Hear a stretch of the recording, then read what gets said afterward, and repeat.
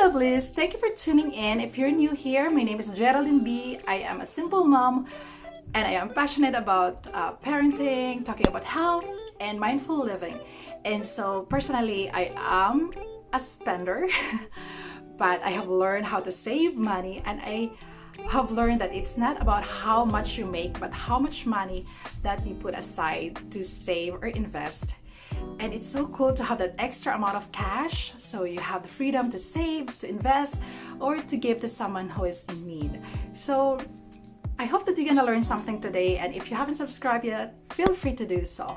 So without further ado, let's dive into tip number 1, which is to always bring water wherever you go. Because I don't know about you, personally, I am really upset whenever we're inside a car and then suddenly, like especially with kids, they're like, "Mom, I want to drink water," and then before we know it, we are driving towards a gas station where water is literally 3 times as much as expensive compared to like buying it in the grocery store. Or just bring water from home. It's free, right? Me too. Is always bring snacks with you. Again, especially with kids, they like become hungry the moment like 30 seconds you left from your home. They're like, "Mom, do you have snacks with me?" So if we bring that snacks with us, then we are giving ourselves an excuse not to drive through to McDonald's or any other fast. Tip number 3 is to always bring grocery bags with you. And again, this is one thing that annoys me whenever we suddenly feel that we need to buy something in the grocery store, right? As much as we can, we avoid or like random trips to grocery store, but sometimes you can't just avoid it, right? Especially when you have kids. So when you have your grocery bag with you, you're not only saving the environment, but also you're saving that penny, those cents that cost you from buying grocery bags. Tip number 4 is to avoid unplanned trips. What I mean by that is like, I don't know, my family, we are so into doing this, like, oh, suddenly we feel the need of like going to the grocery store first. And if we have this unplanned trips to wherever, like example going to groceries, then we don't have the list that we should have made, and then we haven't have our meal planning, we haven't do our fridge inventory, what is in there that is so that we won't buy that item again. So that could really save us money if we avoid those unplanned trips. And not to mention, if we plan every trip that we have as much as we can, then most likely we're bringing water with us and snacks with us, so they are related with each other. Tip number 5 is that when doing a grocery trip, make sure to make a list and stick to that list. And again, we are struggling to do this as a family because you have to deal with 2 kids, and of course my husband is a grown-up, then it's easy to talk to him that, hey, we're not supposed to buy this earbuds because it's not on the list. But with other kids, you have to be consistent with negotiating with them. So as much as we can, try to stick on whatever is on the list. Tip number 6 is to unsubscribe email list. Well, it's pretty common, especially here in Canada or maybe the US, that whenever you purchase something in the store, the mall, they're gonna ask you your email address, and then they're gonna send you a receipt there, and also like promo whatsoever. And before you know it, one morning you're just browsing your email and you see this sale, Old Navy or Gap, and then you're like, oh, this is so cool, I think that I'm saving money by buying this.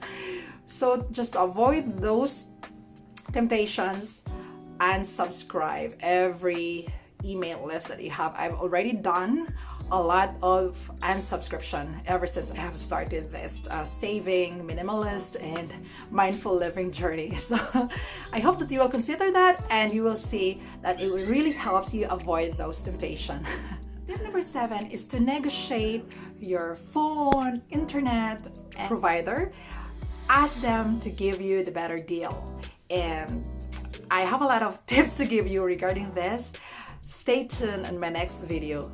I will tell you how to negotiate and win in the argument. Number 8 is to review your subscription from Netflix, iTunes, Disney Plus, name a lot of them, and try to see which one of this that you're not watching or your family is not really watching, and maybe you can narrow down the list and just retain the one that you are really watching. Because again, even if it's just like $8 per month, it could really add up. So right now for us, we only have Amazon because it also comes with movies, right? So we haven't have our Netflix and Disney Plus because there's like YouTube. So sometimes we could just have lots of this that we are not really using and we are paying them month. Number 9 is to do your own nails. Well, I don't have the perfect nail arts or whatsoever, but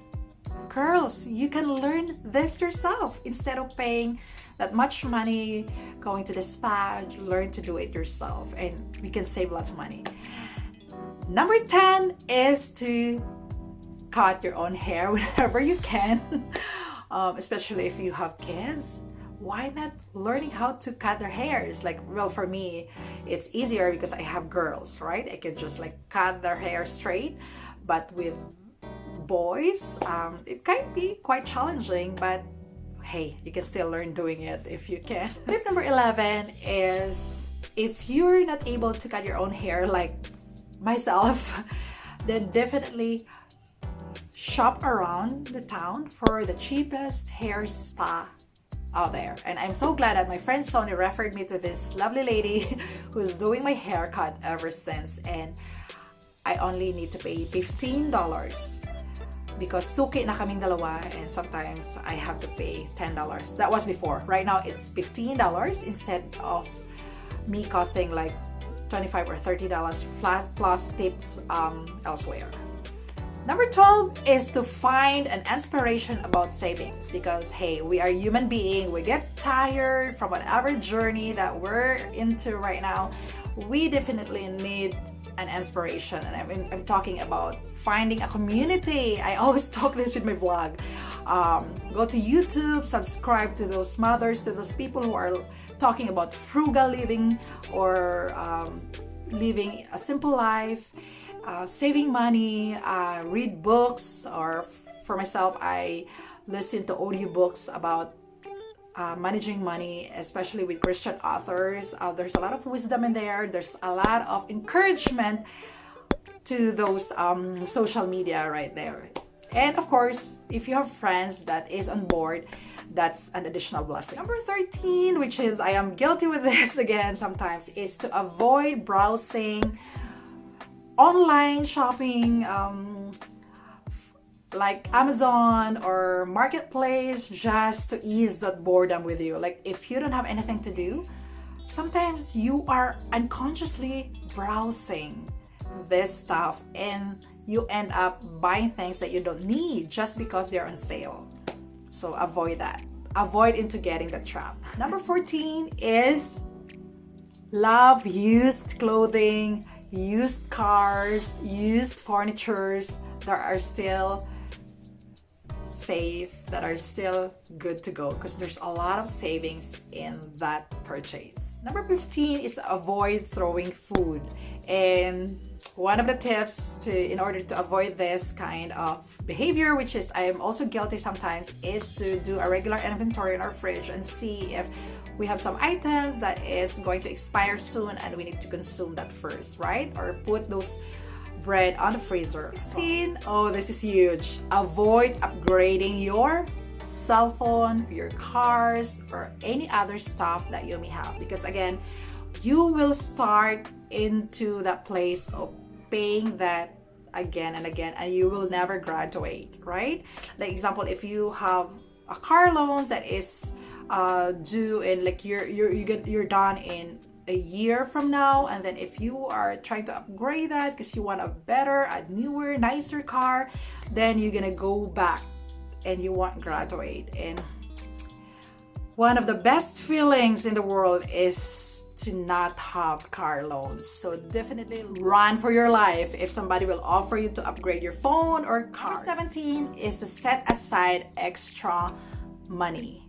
What I mean by that, if, for example, you're receiving a bonus, tax refund, whatever money that is coming, like outside from your regular income, don't think that money as like spending money. Instead, try to put that into savings or try to invest that money. Just pretend that that money doesn't exist. Number 18 is regular inventory of things. Like, I am guilty of this again myself. By trying to regularly checking your closet, what is in there, or trying to check on your kids' stuff, then you will avoid buying stuff that they already have or buying things that they already have. Like, sometimes I was like, I didn't know that I have this pair of pants before that was just sitting on my closet. So by just regularly checking, hey, how are you there? Pants, dresses, we will avoid buying extra. Number 19 is mindfulness. And this is very important because this is when you realize that you are more than enough and that your value doesn't depend on the things that you own, or doesn't even depend on how big is your house, how expensive is the car that you're driving, but your value is within you. Like, you are loved, you're special, and no matter what types of clothes you're wearing, even though if it is not expensive or it's not branded, your worth is within you. By realizing that, you will avoid into the temptation of buying a lot of stuff for yourself, try to make you feel better. And number 20 and the last is be proud of living a simple, frugal, when I say frugal, it's like grabing pagtitipid kind of life. Because again, other people will say like, why are you doing your budget? Why are you saving money? Are you poor? Well, guess what? There's like 10,000 everyday millionaires. This is a study conducted by Chris Hogan and his team. And they found out that those millionaires actually saved a lot. They don't show off to the world their best clothing or whatsoever. They just chose to live a simple life. And for me, I'm just glad, and I want to honor my parents for modeling this to me. I grew up and I have watched and observed their lifestyle, that they can afford buying nicer stuff or nicer clothes maybe, or nicer things, but they choose not to do that. So I am glad and I am proud to learn that early on in my life. And right now I'm also passing this to my children and even to myself, reminding myself that saving money is cool, saving money is a lot of fun, and it's not always how much you make. Because real talk, before I end this, it's been a long talk now. For most part, in the past 3 years, we've been in one income family. I have my work in the clinic from time to time, but for most part, I chose to stay at home. My husband and I talk about this because we need to take good care of our children. They are our greatest investment. Other lives we want them to be as functional grown up someday, right? We want to raise them with fear of the Lord. So I want to disciple them as much as I can, and that makes me stay at home. So that means that we are only living from one income. And so I realized that it's not always about having lots of money. It's not how much you make, but how much you do with that money. So being a good steward still. And right now, I am not really an expert. I'm not considering myself an expert, but I am just trying hard, mother, to learn these things from other people. So I hope that you are inspired with this vlog, that we can all be on board and we can be a good steward with the finances that God has given us. And we can pass this on to our children as well. So thank you for being with me in today's episode. Don't forget to give this video a thumbs up if you've enjoyed watching this. And feel free to comment down below which of this step you're going to start doing yourself, or feel free to share your money saving tips. I love to hear them. Until my next video, thank you for watching. Stay happy, stay healthy. Bye.